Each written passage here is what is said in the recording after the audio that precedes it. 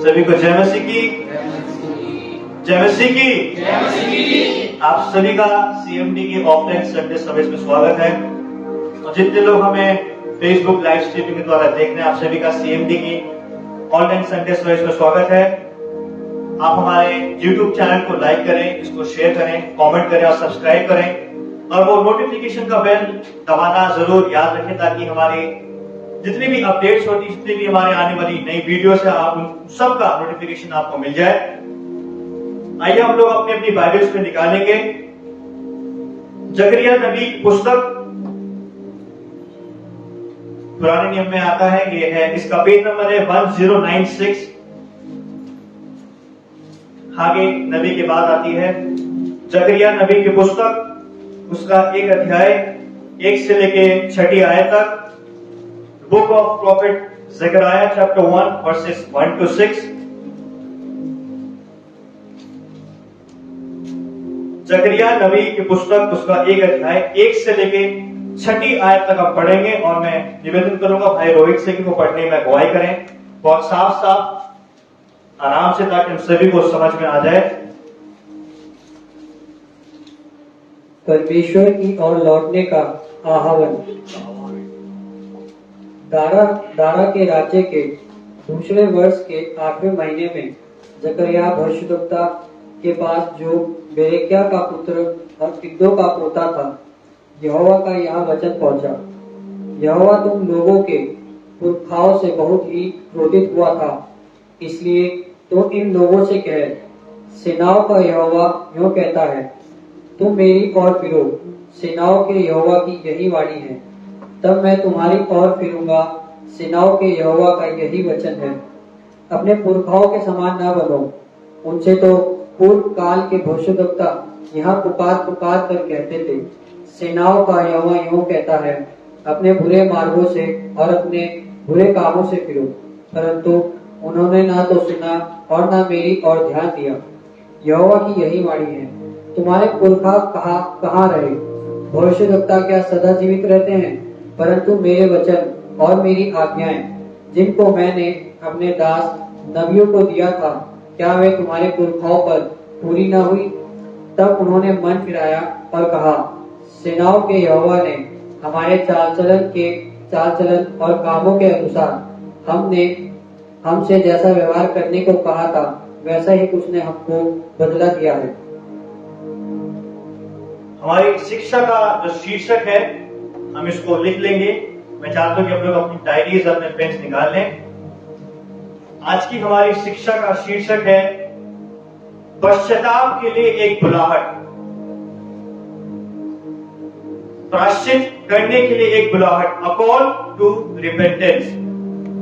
जकरिया नबी इस्राएलियों को परमेश्वर के पास वापस लौटने के लिए एक बुलाहट देता है। ये जो भविष्यवाणी है वो इस्राएल के लिए है, वो यहूदी लोग के लिए है कि वो परमेश्वर के पास वापस लौटें।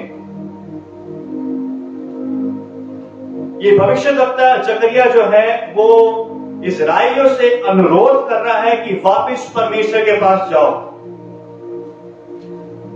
भविष्यद्वक्ता ये बताना चाहता है कि इस्राएलियों को वो ये संदेश देता है कि तुम परमेश्वर के साथ ठीक हो जाओ। वो ये बताना चाहता है कि अपने सारे दुष्ट काम छोड़ दो, अपने सारे दुष्ट तरीके छोड़ दो, अपना दुष्ट जीवन शैली छोड़ दो। वो जीवन जो परमेश्वर को भाने योग्य नहीं है, उसको छोड़ दो। एक अंग्रेजी के अनुवाद में इसका जो टाइटल है वो ऐसा कि Israel urge to repent. Hindi में उसको इस प्रकार बोलेंगे कि जकरिया जो भविष्यद्वक्ता है वो तीव्र रूप से अपनी इच्छा को जाहिर करता है कि जो परमेश्वर के लोग हैं, जो परमेश्वर के लोग कहलाते हैं, वो प्रभु के पास वापस लौटे, क्योंकि परमेश्वर के पास वापस लौटने में ही भलाई है। परमेश्वर के पास वापस लौटने में भलाई है। जकरिया भविष्यद्वक्ता आज बताना चाहते हैं कि परमेश्वर आज भी इंतजार कर रहा है अपने लोगों का कि वो कब लौटे। जकरिया भविष्यद्वक्ता बताना चाहता है कि आज भी परमेश्वर उनको बुला रहा है कि मेरे पास वापस आ जाओ। जकरिया भविष्यद्वक्ता आज के समय में, आज के मसीहों को ये बताना चाहता है कि अपने पाप को छोड़ो और अपना मुंह परमेश्वर की ओर मोड़ो। जकरिया भविष्यवक्ता आज कलीसिया से बोलना चाह रहा है, वो बताना चाह रहा है कि अपना मुंह पाप की ओर से फिरो और अपना मुंह परमेश्वर की ओर मोड़ो। वो तीव्र रूप से इच्छा रखता है और वो बोलता है कि अपने मार्गों को परमेश्वर के सिधाई में लेके आ जाओ। जकरिया भविष्यवक्ता बोलता है कि पवित्रताई और धार्मिकता के मार्ग में चलो। आगे हम इसमें पढ़ते हैं, जकरिया भविष्यवक्ता ये बताना चाहता है, वो बोलता है जो काम तुम्हारे पूर्वजों ने किए, मसीह होने के बावजूद उन्होंने परमेश्वर को पहला स्थान देना आवश्यक नहीं समझा। जकरिया भविष्यवक्ता बताना चाहता है कि जो काम तुम्हारे पुरखों ने किए वो तुम ना करना। और ये जो संदेश है, ये जो भविष्यवाणी है, वो नई पीढ़ी के लिए है, फॉर द न्यू जनरेशन। ये नई पीढ़ी के लिए है, उनके लिए है जो आज भी जीवित है। उनके लिए नहीं है जो जिन्होंने खाना खाया पिया, इंजॉय किया, मस्ती करी और मर गए, खप गए। ये उनके लिए भविष्यवाणी नहीं है, ये उनके लिए है जिनका होश अभी भी उनके पास में है। बहुत बढ़िया, बहुत बढ़िया। ये भविष्यवाणी उनके लिए है जिनका दिमाग अभी भी चल रहा है। ये भविष्यवाणी उनके लिए है जो भले और बुरे के बीच में अंतर जानते हैं, लेकिन फिर भी बुरे के साथ जाना पसंद करते हैं। बहुत बढ़िया। हम इसको दोबारा पढ़ेंगे, 1 से लेकर 6 आयत तक हम दोबारा पढ़ेंगे। दारा के राज्य के दूसरे वर्ष के 8वें महीने में जकरिया भविष्यद्वक्ता के पास, जो बेरेक्या का पुत्र और इद्दो का पोता था, यहोवा का यहाँ वचन पहुंचा। यहोवा तुम लोगों के पुरखाओं से बहुत ही क्रोधित हुआ था, इसलिए तू इन लोगों से कह, सेनाओं का यहोवा यूं कहता है, तुम मेरी ओर फिरो। सेनाओं के यहोवा की यही वाणी है, तब मैं तुम्हारी ओर फिरूंगा। सेनाओं के यहोवा का यही वचन है, अपने पुरखाओं के समान न बनो। उनसे तो पूर्व काल के भविष्यद्वक्ता यहाँ पुकार पुकार कर कहते थे, सेनाओं का यहोवा यूं कहता है, अपने बुरे मार्गों से और अपने बुरे कामों से फिरो। परंतु उन्होंने न तो सुना और न मेरी ओर ध्यान दिया। यहोवा की यही वाणी है, तुम्हारे पुरखा कहाँ रहे? भविष्यद्वक्ता क्या सदा जीवित रहते हैं? परंतु मेरे वचन और मेरी आज्ञाएं जिनको मैंने अपने दास नबियों को दिया था, क्या वे तुम्हारे पुरखाओं पर पूरी न हुई? तब उन्होंने मन फिराया और कहा, सेनाओं के यहोवा ने हमारे चाल चलन और हमारे कामों के अनुसार हमसे जैसा व्यवहार करने को कहा था, वैसा ही उसने हमको बदला दिया है। जकरिया जो भविष्यद्वक्ता था, उसने अपनी सेवकाई तब शुरू करी जब इजरायली बाबुल की गुलामी में से निकल चुके थे। उस समय जकरिया ने अपनी सेवकाई को शुरू करा जब इजरायलियों को दोबारा बसने का मौका मिला, जब इजरायलियों को दोबारा पनपने का मौका मिला। उसने उस समय अपनी सेवकाई शुरू करी जब इजरायलियों को दोबारा से अपनी शहरपनाह बनाने का मौका मिला। और बाइबल के विद्वान इस बात को बताते हैं कि जकरिया और हागे, ये दोनों ऐसे भविष्यद्वक्ता थे जिन्होंने एक ही समय पर सेवकाई की। इन्होंने एक ही जगह रहकर सेवकाई करी, लेकिन ये अलग अलग रहकर सेवकाई कर रहे थे। दोनों सेवकाई में थे, लेकिन दोनों अलग अलग रहकर सेवकाई कर रहे थे, और दोनों का एक ही उद्देश्य था। जकरिया और हगाई दोनों का एक ही उद्देश्य था, और वो उद्देश्य था कि वो इस्राएलियों को उत्साहित करें और उनको इस बात के लिए उत्साहित करें कि जो सुलेमान ने जो मंदिर बनवाया था, वो मंदिर जो नबूकदनेस्सर ने खत्म कर दिया था, उस मंदिर को दोबारा बनाए, ताकि परमेश्वर की उपस्थिति दोबारा वापस से उनके बीच में स्थापित हो सके। आप याद रखें, जकरिया और हगाई दोनों एक साथ सेवा कर रहे थे, लेकिन इसमें हम एक लेसन सीख सकते हैं। इसमें एक सीख है, वो क्या है कि दोनों एक ही समय पर सेवकाई कर रहे थे, लेकिन दोनों ने एक दूसरे को कभी डिस्टर्ब नहीं किया। बहुत बढ़िया। समझ रहे हैं? जकरिया ने हगाई की सेविकाई में कोई गड़बड़ पैदा नहीं करी और हगाई ने जकरिया की सेविकाई में कोई गड़बड़ पैदा नहीं की। बहुत ही बढ़िया, वेरी गुड। दोनों एक ही काम कर रहे थे, एक ही उद्देश्य में लगे थे और दोनों ने एक दूसरे को डिस्टर्ब नहीं किया। Very good. जकरिया अपना काम कर रहा था और हगाई अपना काम कर रहा था, लेकिन उद्देश्य एक ही था कि परमेश्वर की उपस्थिति को वापस लेके आना है। They wanted to establish the presence of Yahweh again. हम इसकी पृष्ठभूमि में चलते हैं। ये पद हमें उस समय की हालत के बारे में ज्ञान देता है, उन कठिन समय के बारे में बताता है जिसमें जकरिया ने अपनी सेवकाई को किया। अब जकरिया उन लोगों के बीच में सेवकाई कर रहा था जो ऐसे मसीह और ऐसे यहूदी लोग के वंशज थे जो कहलाते तो परमेश्वर के लोग थे, लेकिन उन्होंने परमेश्वर की बात कभी सुनी ही नहीं। आपको बात समझ आई? ये नई पीढ़ी वो पीढ़ी थी जो कहलाते तो मसीह के बच्चे थे, लेकिन उन मसीहों ने, वो मसीह परमेश्वर के लोग कहलाते तो थे, लेकिन उन्होंने परमेश्वर की बात को सुना नहीं। मसीह होने के बावजूद भी, यहूदी होने के बावजूद भी उन्होंने अपना मुंह परमेश्वर से मोड़ लिया और अपने ही कामों में, अपने ही परिवारों में वो मगन हो गए। पहली आयत हमें क्या बताती है? दारा के राज्य के दूसरे वर्ष के 8वें महीने में जकरिया भविष्यद्वक्ता के पास, जो बेरेकाया का पुत्र और इदो का पोता था, यहोवा का यह वचन पहुंचा। बाबल की गुलामी में से निकलने के 18 साल बाद ये वचन परमेश्वर का इस्राएलियों के पास आता है। ये जो भविष्यवाणी है वो गुलामी में से निकलने के बाद, जब यहूदी अपने ही कामों में मगन थे, जब वो खा पी रहे थे, जब उनका ध्यान परमेश्वर पर नहीं था, जब उनका ध्यान अपने ही कामों में था, अपनी मौज मस्ती में था, तब परमेश्वर का ये वचन पहुंचता है। हिंदी में लिखा है यहोवा का वचन पहुंचा। जब इसको हम इब्रानी भाषा में जब अनुवाद करते हैं, वचन का जो सही अनुवाद मिलता है, वचन का सही अनुवाद होता है शब्द। परमेश्वर का जो शब्द है ये स्वयं परमेश्वर के मुख से निकलता है। इसको इब्रानी भाषा में दवार बोला जाता है। और पुराने नियम में ये जो परमेश्वर का जो शब्द है वो 394 बार आया है। अगर 394 बार आया है तो उसका कोई ना कोई महत्व जरूर होगा।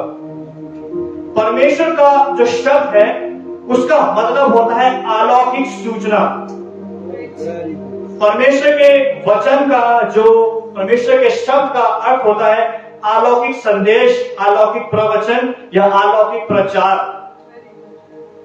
जो शब्द परमेश्वर के मुख से निकलता है वो कोई साधारण शब्द नहीं होता है। परमेश्वर के मुख से निकला हुआ शब्द, उसमें ईश्वरीय ताकत होती है। हालेलुया। परमेश्वर के मुख से निकले हुए शब्दों में सामर्थ होती है। परमेश्वर के मुख से निकले हुए शब्द पूरे होते हैं। ये इंसान या मनुष्य की तरह भरमाने वाले शब्द नहीं होते हैं। Very good. परमेश्वर के शब्द इंसानों या मनुष्य के समान झूठे शब्द नहीं होते हैं। बहुत ही बढ़िया। परमेश्वर के जो शब्द होते हैं, जो उसके मुख से निकलते हैं, वो इंसानों की तरह कभी ना पूरे होने वाले शब्द नहीं होते हैं। हालेलुया। क्योंकि मनुष्य का जो शब्द होता है वो कभी पूरा ना होने वाला शब्द होता है। हम आज वायदा कुछ और करते कल निभा नहीं पाते हैं, लेकिन परमेश्वर वायदे निभाने वाला परमेश्वर है। हालेलुया। जो परमेश्वर मूसा के साथ था वो आज हमारे साथ भी है। आमीन। जो यीशु मसीह पतरस को बदल सकता है, पौलुस को बदल सकता है, साउल को बदल सकता है, वही प्रभु यीशु मसीह आज भी सेम परमेश्वर है जो आज हमें भी बदल सकता है। याद रखें, परमेश्वर का जो शब्द है वो पूरा हुए बिना वापस नहीं लौटते। परमेश्वर के शब्द पूरे होते हैं। मैं एक बात आपको बताना चाहता हूं कि पुराने नियम में जब शब्द आया तो वो दंड और न्याय को लेके आया, लेकिन नए नियम में जो शब्द आया वो जीवन को लेके आया। आपको बात समझ आई? जब पुराने नियम में शब्द आया तो वो न्याय और दंड को लेके आया, लेकिन नए नियम में जब शब्द आया तो वो जीवन को लेके आया। इससे पहले जीवन आता, न्याय और दंड आना जरूरी था। इससे पहले हम जीवन को एक्सपीरियंस करें, जीवन को अनुभव करें, हमें दंड और न्याय को सहना जरूरी है ताकि हम परमेश्वर के प्रेम को भी अनुभव कर सकें। और इस शब्द है वो किसके पास पहुंचा? ये शब्द जकरिया नबी के पास पहुंचा, और जकरिया का मतलब होता है कि यहोवा याद रखता है। हालेलुया। अगर यहोवा दंड देना याद रखता है तो आशीष देना भी याद रखता है। आमीन। अगर वो न्याय देना याद रखता है तो हमारा परमेश्वर जीवन देना भी याद बहुत रखता बढ़िया, है। वेरी गुड, बहुत बढ़िया। इसलिए यहोवा ने अपना दूसरा शब्द भेजा, प्रभु यीशु मसीह, जीवन देने के लिए। हालेलुया। पहला शब्द आया न्याय के लिए, काटने के लिए। दूसरा शब्द आया ताकि ये अनंत जीवन जी सकें। ये शब्द उनके पास नहीं पहुंचा जो किसी और की बात सुन रहे थे, ये शब्द उसके पास पहुंचा जो परमेश्वर की बात सुन रहा वेरी था। गुड, बहुत बढ़िया। जो नई पीढ़ी के लोग थे वो अपनी मौज मस्ती में थे, किसी और की बात सुनना ज्यादा पसंद कर रहे थे। वो अपने फोन में लगे हुए थे, मैं किसी और से बात करूंगा। लेकिन ये शब्द उस व्यक्ति के पास पहुंचा जो सिर्फ परमेश्वर में मगन था, हालेलुया। परमेश्वर की बात को सुनना ज्यादा पसंद किया। दूसरी आयत को हम पढ़ेंगे। यहोवा तुम लोगों के पुरखाओं से बहुत ही क्रोधित हुआ था। इसमें लिखा है यहोवा तुम लोगों के पुरखों से बहुत ही क्रोधित हुआ था। यहाँ पे जो परमेश्वर है वो क्रोधित है, और इस बात को हमें समझना आवश्यक है कि जो परमेश्वर है वो लोगों पे क्रोधित नहीं हुआ। यहोवा परमेश्वर जो है वो लोगों पे क्रोधित नहीं हुआ, वो उनके पाप पे क्रोधित हुआ। यहोवा परमेश्वर अपने लोगों पे क्रोधित नहीं होता, वो उनकी बुरी आदतों पे क्रोधित होता है, वो उनके बुरे चाल चलन पे क्रोधित होता है कि तुम कहलाते तो मेरे हो लेकिन बैठ दूसरे के साथ रहे हो। बहुत बढ़िया, बहुत ही बढ़िया, बहुत ही बढ़िया। सामर्थ शक्ति मेरे पास है, जहां तुम उसके पास रहे तो 6 महीने काम करता, उसके बाद काम करना बंद कर देता है। अंग्रेजी में बोलना चाहूंगा, it is not a bad temper but it is a righteous anger at sin. ये जो परमेश्वर का क्रोध है वो एक धार्मिक क्रोध है। ये क्रोध एंथनी भैया पे नहीं है, ये उनके पाप पर है जो वो अपने जीवन में, उनके जीवन में जो पाप है। ये क्रोध मेरे ऊपर है जो मेरे पाप के ऊपर है। परमेश्वर जब क्रोधित होता है किसी इंसान पर तो वो किसी मनुष्य पर क्रोधित नहीं होता, वो उसके पाप पर क्रोधित होता है, उसके दुष्ट जीवन शैली पर क्रोधित होता है। तीसरी आयत को हम पढ़ेंगे, क्या लिखा है? इसलिए तू इन लोगों से कहे, सेनाओं का यहोवा यूं कहता है, तुम मेरी ओर फिरो। सेनाओं के यहोवा की यही वाणी है, तब मैं तुम्हारी ओर फिरूंगा। सेनाओं के यहोवा का यही वचन है। तीसरी आयत में जकरिया बहुत अच्छे से बताते हैं, क्या लिखते हैं? इसलिए तू इन लोगों से कहे, सेनाओं का यहोवा यूं कहता है, तुम मेरी ओर फिरो। सेनाओं के यहोवा की यही वाणी है, तब मैं तुम्हारी ओर फिरूंगा। सेनाओं के यहोवा का यही वचन है। हम वचन के ऊपर लिखते शब्द, हम सब अपने अपनी बाइबल्स में जहां वचन लिखा उसके ऊपर शब्द लिखते कि सेनाओं के यहोवा का यही शब्द है, उसका यही प्रचार है, उसका यही संदेश है। अब इस बात को हम ध्यान से सुने कि जो यहोवा परमेश्वर है वो अपने आप को सेनाओं का यहोवा कहता है, और जो सेनाओं का यहोवा है इसको इब्रानी भाषा में शदाय बोलते हैं, शदाय। और सेनाओं के यहोवा का मतलब होता है, इसका सही अर्थ होता है सर्वशक्तिमान। हालेलुया। आमीन। सेनाओं के यहोवा का अर्थ क्या होता है? सर्वशक्तिमान। आवाज नहीं आप लोग की, क्या अर्थ होता है? सर्वशक्तिमान। और हम सर्वशक्तिमान परमेश्वर के बच्चे हैं, और हमें कोई नहीं छू सकता है।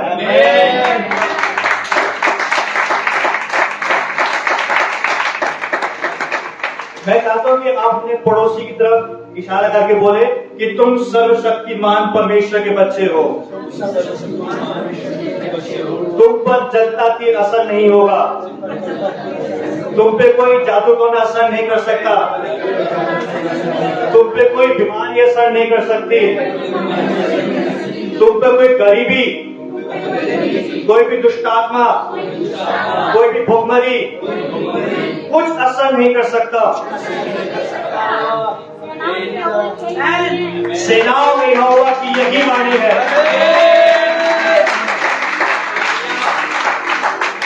और इस बात को मैं डिक्लेयर करता हूं कि सीएमडी कलीसिया पर कोई भी अंधकार की ताकत प्रबल नहीं कर सकती है।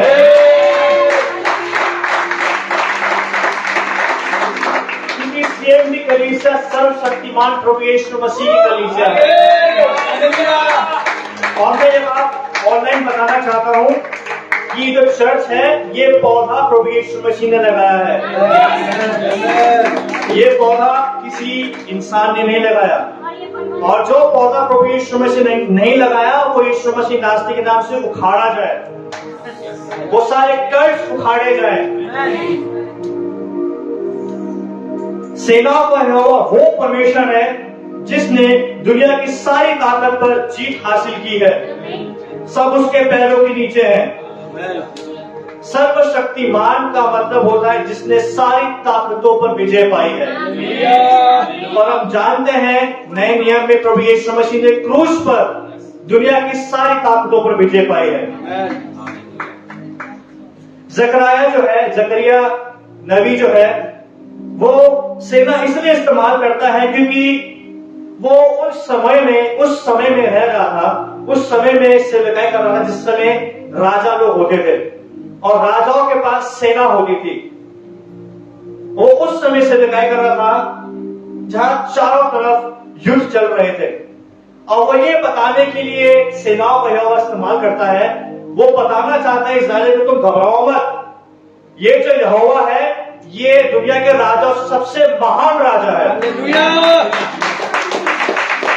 जिस यहोवा ने तुम्हें बाबुल की गुलामी से बाहर निकाला ये राजा दारा से भी बड़ा है। हालेलुया, आमीन। दुनिया की कितनी भी सेनाएं आ जाएं परमेश्वर पर चढ़ाई नहीं कर सकती। आमीन, हालेलुया। क्योंकि हमारा परमेश्वर सेनाओं का परमेश्वर है। वो सेनाओं को नियंत्रण करता है। वो सेनाओं के नीचे नहीं है। हमारा परमेश्वर जो सर्वशक्तिमान परमेश्वर है। हम एक गीत गाते हैं ना, मैं न डरूंगा सर्वशक्तिमान छाया में तेरी। जिस सर्वशक्तिमान की छाया में हम शरण लेते हैं हम तक कोई भी सेना नहीं पहुंच सकती है। हम चौथी आयत, हम 5वीं 6ठी आयत को पढ़ेंगे। नहीं दोबारा पढ़ेंगे। 3री और 4थी आयत दोबारा पढ़ेंगे। इसलिए तू इन लोगों से कह, सेनाओं का यहोवा यूं कहता है, तुम मेरी ओर फिरो। सेनाओं के यहोवा की यही वाणी है, तब मैं तुम्हारी ओर फिरूंगा। सेनाओं के यहोवा का यही वचन है, अपने पुरखाओं के समान न बनो। उनसे तो पूर्व काल के भविष्यद्वक्ता यहाँ पुकार पुकार कर कहते थे, सेनाओं का यहोवा यूं कहता है, अपने बुरे मार्गों से और अपने बुरे कामों से फिरो। परंतु उन्होंने न तो सुना और न मेरी ओर ध्यान दिया। यहोवा की यही वाणी है। जकरिया बोलता है, तुम परमेश्वर बोलता है तुम मेरी ओर फिरो। यहाँ पे जो फिरो का जो सही अर्थ बनता है वो है मुंह मोड़ लेना। फिरने का मतलब है पूरी तरह से मुंह मोड़ लेना, टर्निंग 180 डिग्रीज। हम सीधे खड़े हैं, मुंह मोड़ लेना। और ये जो शब्द है फिरो, ये पुराने नियम में 1060 बार आया है। वापस मुड़ना, वापस फिरना, ये जो शब्द है ये पुराने नियम में 1060 बार आया है। अगर ये एक शब्द, सिर्फ छोटा सा शब्द फिरो, अगर 1060 बार आया है तो इसका मतलब है कि इस शब्द में कुछ ना कुछ महत्व है। और वापस मुड़ने का मतलब होता है, फिरो का मतलब होता है वापस आ जाओ, वापस मुड़ जाओ। आप में से किसी ने यू टर्न लिया है? कितनों ने यू टर्न लिया है? और यू टर्न क्यों लेते हैं? जब गलत रास्ते पे जाते हैं। हम जितनी बार परमेश्वर का मुड़ते हैं, परमेश्वर भी हमारी ओर मुड़ता है। हालेलुया। हम जितने बार परमेश्वर के पास जाते हैं, वो उतना ही हमारे करीब आता है, क्योंकि परमेश्वर नहीं चाहता कि हम गलत रास्ते पे जाएं। परमेश्वर कभी नहीं चाहता कि हम लोग यू टर्न ले, वो चाहता है कि हम सीधे सीधे चलते चले जाएं। जकरिया जो भविष्य लगता था, उसको चाहिए था कि वो लोगों में पश्चाताप का प्रचार करे। वो ये प्रचार करे कि तुम वापस आ जाओ, प्रायश्चित करो और अपने मन को परमेश्वर के साथ सीधा करो, क्योंकि परमेश्वर के साथ सिधाई में चलने में ही भलाई है, उसके साथ वापस आने में भलाई है। और यहूदी समझते थे कि इस व्यवस्था का पालन करने से ही वो परमेश्वर को मोह सकते हैं। ऐसा नहीं है। जकरिया बताना चाहता है कि व्यवस्था पालन करने के साथ साथ तुम परमेश्वर के साथ एक व्यक्तिगत संबंध बनाओ, और व्यक्तिगत संबंध बनाने में ही हमारी भलाई है। जब हम परमेश्वर के साथ व्यक्तिगत संबंध बनाते हैं, जब हम प्रभु यीशु मसीह के साथ व्यक्तिगत संबंध बनाते हैं, तब प्रभु यीशु मसीह अपने हृदय को हम पे खोलता है।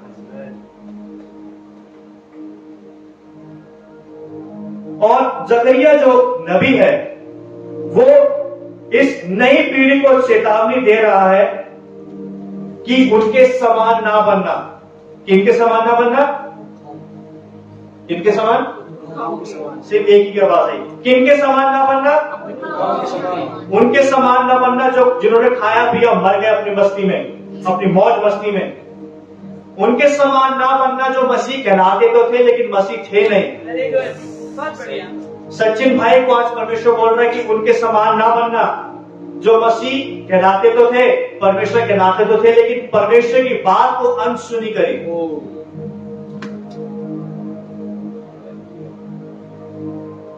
आज ये वचन हम सभी के पास पहुंचा है और हम सभी को जकरिया बोलता है कि मसीह और यहूदी होने के बावजूद भी, सारा ज्ञान प्राप्त करने के बावजूद भी उन्होंने परमेश्वर को छोड़ दिया। तुम ऐसा ना करना। ये नई पीढ़ी याद रखे, इसको हम लिख लेंगे, ये बहुत गंभीर बात है। मैं आप सभी को डरा नहीं रहा हूं, मैं आप सभी को ये बता रहा हूं, एक सेवक होने के नाते, एक पासवान होने के नाते हम लिख लेंगे कि नई पीढ़ी याद रखे, जिन जिन लोगों ने सब जानने के बावजूद भी परमेश्वर की आज्ञा को अनसुना किया, जिन जिन लोगों ने परमेश्वर के ज्ञान को जानने के बावजूद भी उसकी आज्ञा का उल्लंघन करा, वो सारे कनान के भाग मारे गए। आप समझ रहे हैं गंभीरता?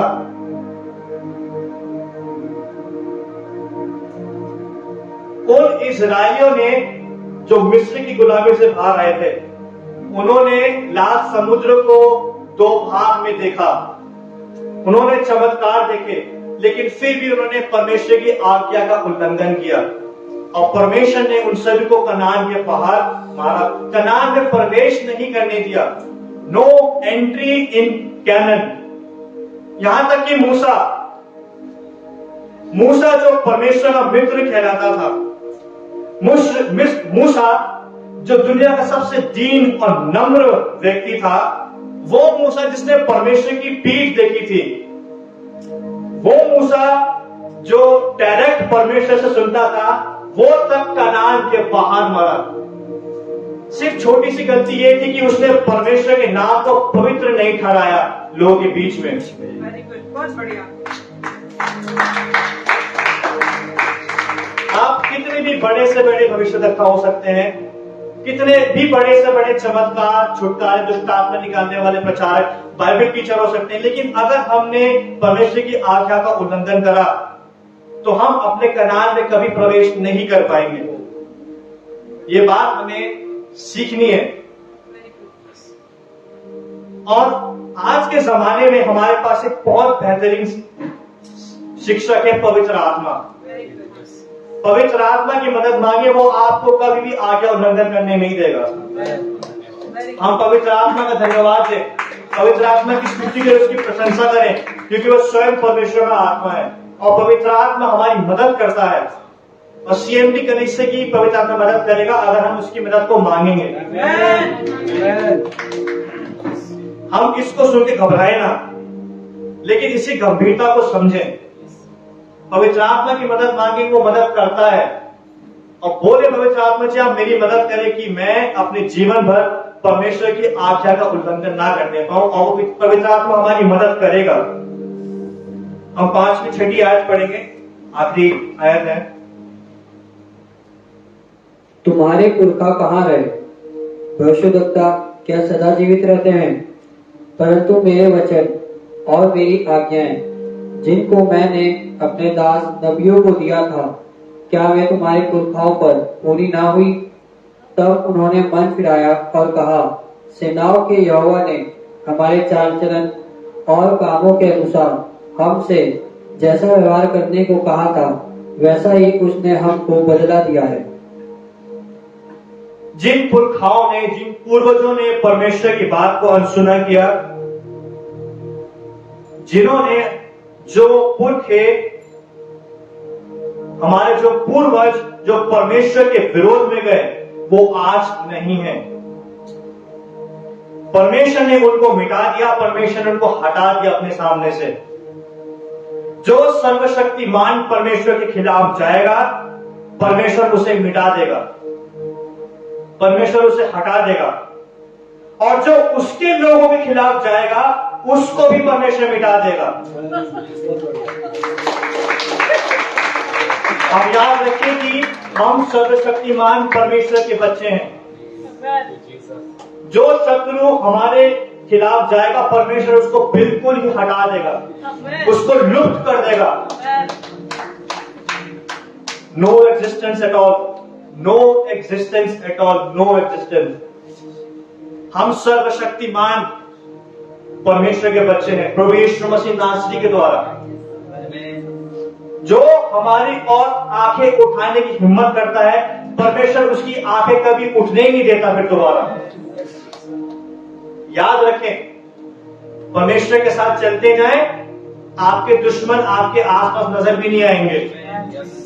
आप परमेश्वर की आज्ञा को मानते चले जाएं, आपका नुकसान आपके पास आएगा भी नहीं। आप प्रभु यीशु मसीह के पीछे चलते जाएं, दुष्ट आत्मा छू भी नहीं सकती है। आप प्रभु यीशु मसीह के पीछे चलते जाएं, भुखमरी, कंगाली, गरीबी आपको छू नहीं सकती है। आप प्रभु यीशु मसीह के पीछे चलते जाएं, कोई भी श्राप या कोई भी कोसवे शब्द आप पे असर नहीं कर सकते हैं। आप प्रभु यीशु मसीह के पीछे चलते जाएं, उसकी आज्ञा को माने, कोई भी काला जादू, कोई भी विचक्राफ्ट, कोई भी पुड़िया आप पे काम नहीं कर सकती है। क्योंकि जो सर्वशक्तिमान के खिलाफ जाता है, उसका नाम निशान मिट जाता है। और जो यहोवा के साथ बना रहता है, वो सर्वदा बढ़ता चला जाएगा। आप बढ़ना चाहते हैं?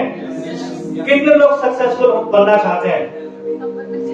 सर्वशक्तिमान परमेश्वर के पीछे चलना शुरू करते हैं, क्योंकि वो ही है जो हमें बढ़ाता है। यूट्यूब वीडियोस की, मोटिवेशनल वीडियोस नहीं बढ़ाएंगी। वो जो मैगजीन आती है ना, सफल होने के 50 तरीके, सफल होने के 100 तरीके, डॉक्टर ये डॉक्टर वो, जो पॉडकास्ट करते हैं, ये कोई नहीं बढ़ाएगा आपको, ये खुद ही बढ़ जाएंगे और एक दिन मर भी जाएंगे। लेकिन जिसको परमेश्वर बढ़ाता है, उसका नाम पीढ़ी दर पीढ़ी चलता रहता है। सबसे बेहतरीन उदाहरण प्रभु यीशु मसीह है। प्रभु यीशु मसीह के नाम को कोई नहीं मिटा सकता, क्योंकि वो स्वयं सर्वशक्तिमान परमेश्वर है।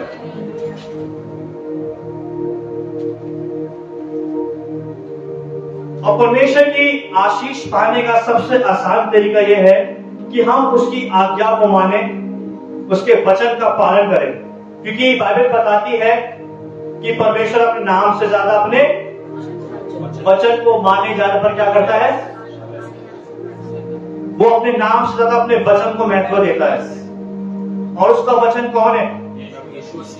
यीशु मसीह। याद रखें, यूहन्ना 1 अध्याय 1 से लेकर 4 आयत तक उसका शब्द, कभी ना मिटने वाला शब्द, कभी ना खत्म होने वाला वचन प्रभु यीशु मसीह है। बढ़िया। और ये जो पूरी बाइबल है वो हमें प्रभु यीशु मसीह के बारे में बताती है। ये जो शब्द यहाँ पे इस्तेमाल हुआ है, अगर इसे गहराई में जाएंगे तो जकरिया यहाँ पे प्रभु यीशु मसीह की बात करता है। ये जो जकरिया नबी है, जो जकरिया की पुस्तक है, वो प्रभु यीशु मसीह के बारे में बताता है कि परमेश्वर का जो वचन है जो कभी नहीं टलेगा, वो प्रभु यीशु मसीह है। और हम भी कभी नहीं टलेंगे अगर हम यीशु मसीह के पीछे चले। ये सीएमडी कलीसिया कभी नहीं टलेगी अगर ये सर्वशक्तिमान प्रभु यीशु मसीह के पीछे चलती रही तो।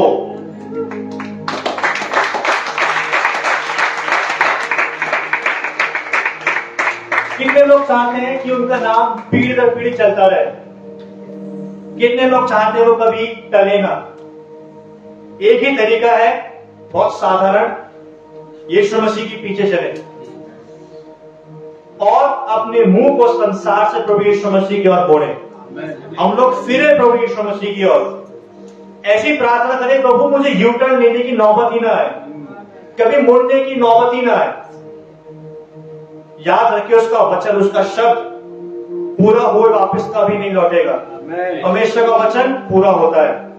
आइए हम प्रार्थना करेंगे।